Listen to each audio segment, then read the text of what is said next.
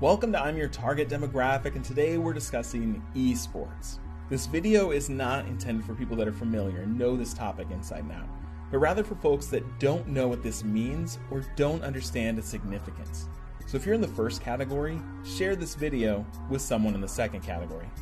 What does the term esport mean? It's literally short for electronic sports, meaning video games that can be played competitively, either as an individual or as a team. This idea of competing has existed since video games themselves have existed. We had people playing Space Invaders to beat the high score. Arcades were places where heroes could be made, people breaking records and becoming local celebrities. When PC gaming became popular, this is where people began to play against strangers, people who could be in other countries even. This launched the era of international icons, teams and players that could claim to be the best in the world. We jump forward to now. This is not a history lesson. There are many games that are considered esports. They have tournaments and prizes and plenty of chances for people to compete. If you're a developer and you can find a way to make your game competitive, this can extend the lifetime of a game considerably. However, many games tout themselves as an esport, but if they don't gain traction, their competitive scene is not strong, and this could make or break the reputation of a game. Now let's look at some prime examples. One of the most well-known is something called League of Legends, which I have an entire video describing.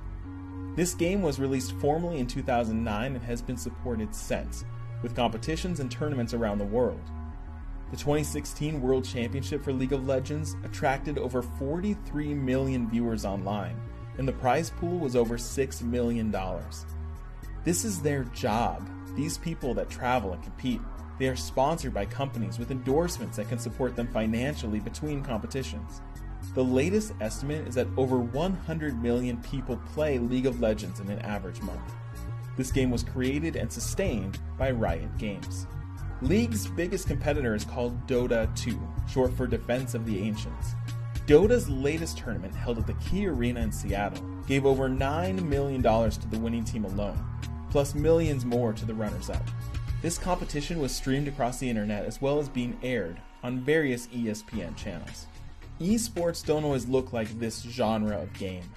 A recent example is Overwatch, a team-based shooter that has gotten much traction from Blizzard, the same company that created the games Warcraft and StarCraft, both of which I have videos describing.